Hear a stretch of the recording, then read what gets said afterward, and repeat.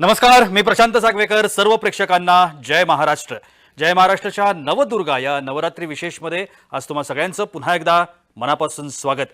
गेले 9 दिवस आपण सगळेच जण नवरात्रीचा हा उत्सव, नवरात्रीचा हा जागर संपूर्ण महाराष्ट्रातच नाही तर अगदी देशापरदेशात देखील सुरू आहे आणि आपण सगळेजण श्रद्धेने हा देवीचा जागर करतो आहोत.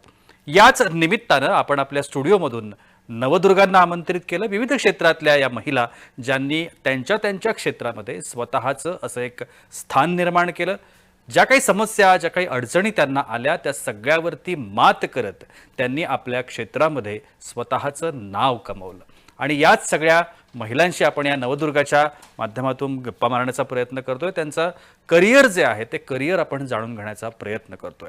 आजच्या भागामध्ये माझ्यासोबत आहे सुप्रसिद्ध अभिनेत्री, लेखिका, दिग्दर्शिका, निर्माती, असं बरंच काय काय तिच्या नावासमोर आपल्याला नेहमीच लिहिलेलं पाहायला मिळतं. मी स्वागत करतो विभावरी देशपांडे यांचं. नमस्कार. नमस्कार. नमस्कार. नवदुर्गामध्ये तुमचं मनापासून स्वागत. धन्यवाद. विभावरी यांच्याबरोबरच्या या गप्पा आज रंगणार आहेत, त्यामुळे कुठेही जाऊ नका, कार्यक्रमाला सुरुवात करूया. पुन्हा एकदा स्वागत तुमचं. आणि नवदुर्गाच्या निमित्तानं, नवरात्रीच्या निमित्तानं आपण भेटतोय. उत्सव सुरू आहे, 9 दिवस होऊन गेलेले आहेत. आता उद्या दसरा आहे. या संपूर्ण कालावधीमध्ये हा जो उत्सव आहे, ह्या उत्सवांकडे बघण्याचा तुमचा दृष्टिकोन काय आणि कलेसाठी म्हणून या उत्सवांचा कसा फायदा होतो? मला असं वाटतं की उत्सव सण, ईश्वर, त्याच्यावरची श्रद्धा हा एक वेगळा विषय आहे. पण सण आणि ते साजरं करण्याचा आपला उत्साह आणि त्यानिमित्ताने आपण सगळ्यांनी आपल्या आयुष्यात ज्या चॅलेंजेस आहेत, जे प्रॉब्लेम्स आहेत, ते बाजूला ठेवून काही काळ त्याचा विसर पाडायचा प्रयत्न करून एकत्र येणं, त्यानिमित्ताने येणं जाणं होणं, भेटीगाठी होणं आणि त्यातनं जो आनंद आणि एकत्र असण्याचा विश्वास द्विगुणित होतो, तो मला या उत्सवांमध्ये जास्त महत्त्वाचा वाटतो. आणि दुसरं म्हणजे कला क्षेत्राला हा काळ खूप चांगला आहे. तुम्हाला विविध पद्धतीने आपले आविष्कार, नृत्यातले, गायनातले, अभिनयातले, हे लोकांसमोर आणण्याची एक खूप चांगली संधी मिळते. त्यातून आपण लोकांपर्यंत पोहोचतो आणि तो आनंद त्यांच्याबरोबर आपण शेअर करू शकतो. माझ्यासाठी सणांचं महत्त्व हे जास्त आहे. करिअरच्या दृष्टिकोनातून पुढचा प्रश्न, खरं तर आत्ताचा जर आपण काळाचा आपण विचार केला तर आज महिला कलाकारांसाठी या इंडस्ट्रीमध्ये म्हणा किंवा कलाकार म्हणून सस्टेन करत असताना, वावरत असताना, नवीन कामं मिळवत असताना काय आव्हानं आहेत? थोडं श्रेयस आणि प्रेयस असा जो एक कायमचं द्वंद्व असतं तसं थोडंसं आहे. हा माझा अनुभव आहे की तुम्हाला जे मनापासून करावंसं वाटतं, लेखक म्हणून, दिग्दर्शक म्हणून, अभिनेत्री म्हणून, ते करू शकण्याची आणि त्यातून तुमचा उदरनिर्वाह चांगल्या पद्धतीने किंवा तुम्हाला ज्या पद्धतीचं एक आयुष्य जगायचं आहे ते तुम्हाला जगता येण्यापुरते पैसे मिळवणं, ह्या दोन्हीचा जो समतोल राखणं आवश्यक असतं, ती गोष्ट सगळ्यांसाठी खूप चॅलेंजिंग आहे असं मला वाटतं. की मला हे काम करायला खूप आवडतं. उदाहरणार्थ प्रायोगिक नाटकात मी सगळ्यात जास्त रमते मी स्वतः, पण मी प्रायोगिक नाटकावर जगू शकत नाही. आणि मग ज्यातून मला उत्तम पैसे मिळू शकतील ते मी आज व रोज करू शकत नाही, कारण तिथे मी रमत नाही मनाने. आणि हे माझंच नाही, सगळ्यांचंच हे आव्हान आहे. तर कुठेतरी तो बॅलन्स जितक्या पटकन साधता येईल प्रत्येक कलाकाराला आपल्या पुरता, तशा प्रकारची संधी आणि तशा प्रकारचं वातावरण जोपर्यंत आपल्या आजूबाजूला तयार होत नाही तोपर्यंत हा थोडासा झगडा चालू राहील आणि हे आव्हान सतत येत राहील असं मला वाटतं. निश्चित मराठी चित्रपटांच्या दृष्टिकोनातून जे जे माइलस्टोन्स बनले त्यामध्ये तुम्ही होता. आता बरेच कलाकार म्हणतात की दॅट इज द कोइन्सिडन्स, पण कोइन्सिडन्स पेक्षा आपली मेहनत आणि आपल्याला त्या रोलमध्ये दिग्दर्शकांना पाहणं, निर्मात्यांना पाहणं, ही गोष्ट पण तेवढीच महत्वाची असं मला वाटतं. या चित्रपटांच्या बाबतीमध्ये आणि मागे जेव्हा आपण वळून पाहतो की अरे आपण हे पण केलंय, अरे आपण हे पण केलंय, तेव्हा कसं वाटतं? मला हे निश्चित वाटतं की ते माइलस्टोन ठरले, कुठले बॉक्स ऑफिसवर सुपरहिट झाले, कुठले ऑस्करला गेले, हा एक त्याचा परिणाम आहे किंवा त्याचं एक रूप आहे. मुळात त्या कलाकृती म्हणून फार निष्ठेने, कलाकृती म्हणून फार उत्कृष्ट पद्धतीने करण्याचा प्रयत्न होता. आणि मला ती जी डेडिकेशन आणि ती जी दृष्टी होती त्यावेळी त्या दिग्दर्शकांची, त्या निर्मात्यांची, तो विश्वास होता दिग्दर्शकावर की ही म्हणजे मला आठवतंय परेश जेव्हा फॅक्टरीसाठी जुळवाजुळव करत होता तेव्हा जे आज प्रश्न विचारले जातात ते प्रश्न तेव्हाही विचारले गेले की ही कोण विभावरी देशपांडे, सिनेमा चालणार कसा? आणि ते काही चुकीचे नाही आहेत, ते बरोबर आहेत प्रश्न, कारण शेवटी तो व्यवसाय आहे. पण त्याची ही कन्व्हिक्शन होती की नाही मला हीच पाहिजे आणि नंदूच पाहिजे. त्या कन्व्हिक्शननी तिथे मी येऊ शकले आणि मी त्या कन्व्हिक्शननी ते काम करू शकले आणि एक उत्तम कलाकृती निर्माण करू शकले. नटरंग, बालगंधर्व सारखीच उदाहरणं की त्या आसपास घडलेले सिनेमे. तर मला त्याचा खूप आनंद वाटतो की एक उत्तम कलाकृती निर्माण करण्याकडे सगळ्यांचा ओढा त्या काळात, म्हणजे अजून आता नाहीये असं नाहीये, पण मी इतक्यात काम मराठीत केलेलं नाहीये, त्यामुळे मी त्या काळाचा संदर्भ देतेय. तो मला फार महत्वाचा वाटला. ती सचोटी आणि ती आसक्ती मला खूप महत्वाची वाटली होती त्या काळात. त्यामुळे मागे वळून बघताना मला त्याविषयी अभिमान वाटतो की चांगल्या कलाकृतीत, चांगल्या एका माइंडसेटनी आणि चांगलं ध्येय समोर ठेवून की चांगली कलाकृती करायची, ती हिट होईल, ती ऑस्करला जाईल, हे सगळं यातलं काहीच आपल्या हातात नसतं. त्याचा आनंद आहेच, पण मुळात हेतू आणि दृष्टिकोन चांगलं काम करण्याचा होता. त्याचा मला खूप आनंद होतो. महिला अभिनेत्रींच्या दृष्टिकोनातून मला याच्यातूनच एक प्रश्न विचारावा वाटतो. बऱ्याच वेळेला असं झालं असेल ना की अरे हिला कशी कामं मिळतात किंवा ही कशी तिथपर्यंत पोहोचत असेल किंवा प्रत्येक माइलस्टोन चित्रपटांमध्ये ही कशी दिसते. तर त्यांच्यासाठी म्हणून काय उत्तर असेल, किंवा आपण रॅदर असं म्हणूया की तुमचा दृष्टिकोन काय असतो किंवा तुम्ही स्वतःला कसं प्रेझेंट करता, दॅट इज काहीच महत्त्वाचं. नाही केलं खरं विचाराल तर. अगदी प्रामाणिकपणे सांगते की तो काळही वेगळा होता. म्हणजे पण 13-14 वर्षापूर्वीची गोष्ट म्हणतो आहे की श्वास नंतरच्या वेगळ्या प्रकारचा सिनेमा त्या काळात येऊ लागला. त्या प्रमाणात कॉम्पिटिशन, त्या प्रमाणात ती एक गर्दी तिथे नव्हती. त्यामुळे मला तर माझ्या सुदैवानी म्हणा, योगायोगानी म्हणा, त्याच लोकांबरोबर मी काम केलं ज्यांच्यावर मी आधी काम केलं होतं, ज्यांना मी अभिनेत्री म्हणून काय आहे हे माहिती होतं. माझा खरा, ज्याला आपण कोट अँड कोट स्ट्रगल म्हणतो, तो ह्या सगळ्यानंतर सुरू झाला आणि तो गेली 14 वर्ष चालू आहे. की ज्याला ऑडिशन देणे, being at the right time, right place, हे जे सगळे निकष आहेत, कास्टिंग डिरेक्टर्सशी बोलणे, लोकांशी संपर्कात राहणे, हे माझ्या परीनी, मला ते फार चांगलं जमत नाही, पण ते माझ्या परीनी मी त्यानंतर करायला लागले. आणि ती या काळाची गरज आहे आणि ते करण्यात काही गैर आहे असं वाटत नाही. पण त्याच्या पलीकडे जाऊन आपला कोर काय आहे, आपला स्वभाव काय आहे, आपण अभिनेत्री म्हणून, कलाकार म्हणून काय आहोत, आपल्या स्ट्रेंग्थ्स काय आहेत आणि त्या आपण कलाकार म्हणून कशा वाढवू शकू, ह्याच्यावर फोकस असावा. कदाचित हे काळाला योग धरून मी बोलत नाहीये, हे मी मान्य करते. आज कदाचित तुमचं सोशल मीडियावरचं ट्रॅक्शन किती आहे, तुमची इमेज काय आहे, तुम्हाला किती फॉलोईंग आहे, ह्या गोष्टी काही ठिकाणी निर्णायक ठरतात. त्यात काही चूक आहे असं माझं म्हणणंच नाही आहे, देयर इज नो जजमेंट. पण ते आपण करू शकतो का? म्हणजे मी अशी आहे, मी कलाकार म्हणून हे आहे, माझी ही निश आहे, तर मी ती मोडून काहीतरी वेगळंच जर करण्याचा एक प्रयत्न करत राहिले तर मी इथली राहणार नाहीये, मी तिथली राहणार नाहीये. त्यामुळे तो तुमच्या कोरवरचा तुमचा विश्वास, प्रचंड पेशन्स, प्रचंड चिकाटी आणि आपली आर्ट आणि आपली क्राफ्ट कशी ग्रो करत राहायला हवी आपण, हे जर आपण बघितलं तर मला असा विश्वास वाटतो की तुम्हाला काहीतरी त्यातून निष्पन्न होऊ शकतं. मी माझ्याकडनं तो प्रयत्न करते. प्रत्येकाचे मार्ग वेगळे असतात. नक्कीच. अभिनेत्री पण आहात आणि लेखिका पण आहात. हो. कुठल्या गोष्टीला फायदा होतो? लेखिकेचा अभिनयाला होतो का अभिनेत्रीचा? विलक्षण दोन्ही गोष्टी मी सांगते.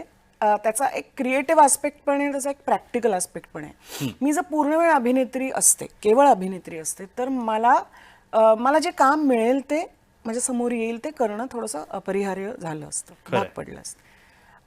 आज मी अभिनेत्री म्हणून अनेक निर्णय असे घेते की मला हे नाही करायचं, किंवा मला अमुक एका माध्यमात काम नाही करायचं, किंवा मला अशा प्रकारचं काम नाही करायचं. हा मी अभिनेत्री म्हणून एक चॉईस करू शकते, कारण मी लेखिका पण आहे. आणि अर्थार्जन, तुमची क्रिएटिव्ह एक भूक भागणं, ह्या गोष्टी अनेक वेळेला लेखन या प्रक्रियेतून खूप मोठ्या प्रमाणावर म्हणजे होतात. स्त्री लेखिका कमी आहेत, त्यामुळे अनेकदा आता खूप लोकांना एखाद्या विषयाकडे स्त्री कशी बघेल ह्याची उत्सुकता असते आणि त्यांना त्या प्रकारची एक संवेदनशीलता हवी असते. त्यामुळे कदाचित लेखिका म्हणून काम मिळण्याची शक्यता पण जास्त असते. कारण नाही तर असे मोठे मोठे पॅचेस येतात की आपल्याकडे कामच नसतं अभिनेत्री म्हणून. आपण स्ट्रगल करत असतो, ऑडिशन्स देत असतो, नकार पचवत असतो. पण तुम्ही आतून खूप खूप कमी वेळा हे मान्य केलं जातं की माझ्याकडे काम नाही आहे. कारण आपण असं नाही म्हणू शकत, हेही मला मान्य आहे. पण मला त्या बाबतीत कधी इन्सिक्युरिटी वाटली नाही, कारण मी लेखिका आहे. हा त्यातला एक झाला प्रॅक्टिकल आस्पेक्ट.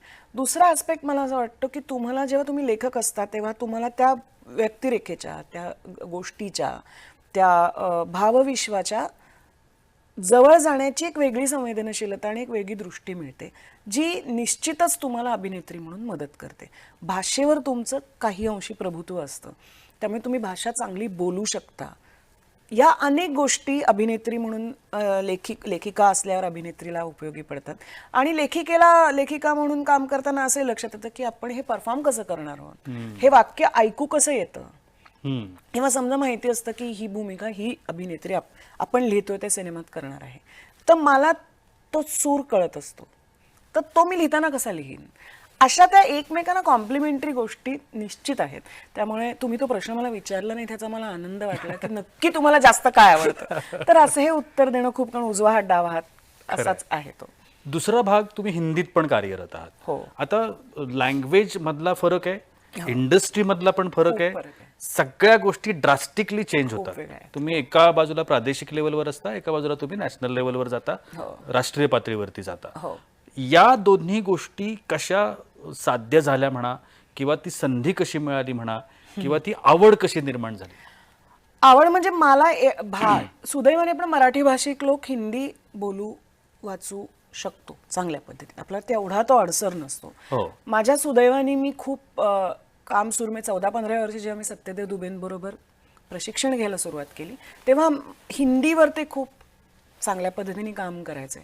कारण अनेकदा मराठी कलाकारांवर हा एक हे असतो की हिंदी नाही बोलू शकत. म्हणजे सुरुवातीच्या काळात मला हिंदीत काम जे मिळालं तेही मराठी व्यक्तिरेखा असायची. आणि मी नागेश कुकनूर त्यांच्याबरोबर सिटी ऑफ ड्रीम्स केली, तेव्हा ते असं म्हणाले की खूप मराठी कलाकार, उत्तम कलाकार होते त्या शोमध्ये. तर ते असं म्हणाले की ये मराठी कलाकार इतने अच्छे हैं कि इनके साथ काम करने के बाद और किसी के साथ काम करने का मन ही नहीं करता है. तो म्हणलं हाँ सर, पर प्रॉब्लम ये है कि आप और हर कोई मराठी एक्टर्स के बारे में तभी सोचता है जब मराठी कैरेक्टर हो. तो आप ये भी विश्वास कीजिए कि हम अच्छी हिंदी बोल सकते हैं. तर तो एक अडसर पार करणं माझ्यासाठी त्या प्रमाणात अवघड गेलं नाही.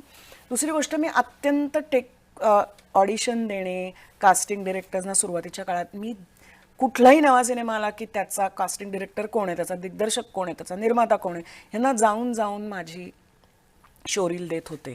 अत्यंत न कंटाळता, कुठलाही कमीपणा त्यामध्ये न बाळगता की मी मराठीत 3 सिनेमे केले आहेत तर मी का करू, असं मला कधी वाटलं नाही. कारण मला असं वाटलं की चांगलं काम, याला भाषेचा अडसर असता कामा नये.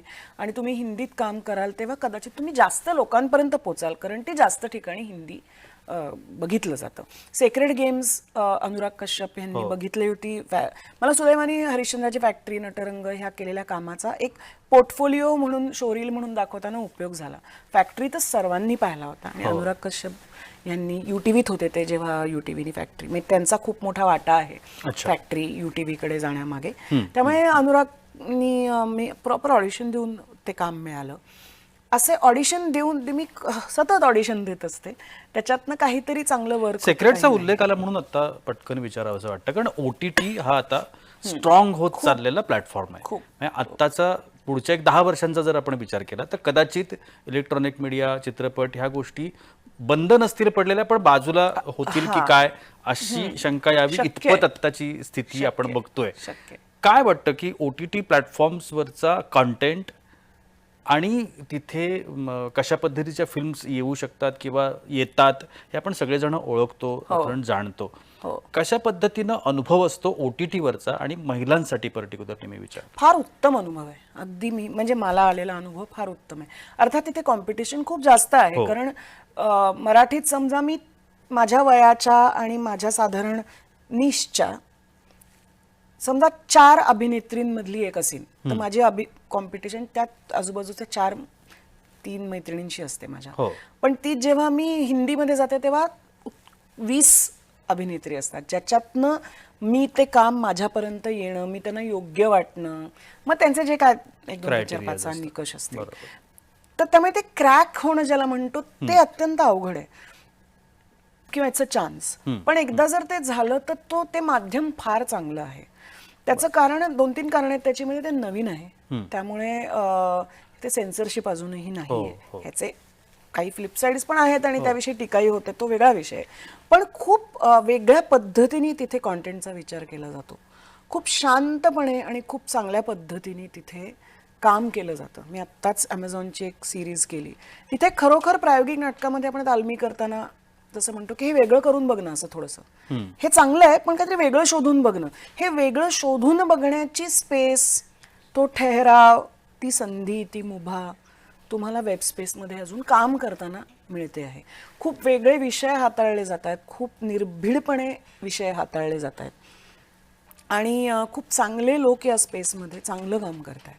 त्यामुळे एकदा तुम्ही ती क्रॅक जर केलीत तर तुम्हाला बरे पैसे मिळू शकतात. तुम्ही जर म्हणजे काहीतरी एक तुमचं खूप छान क्लिक झालं तर तुम्हाला खूप चांगले पैसेही मिळू शकतात.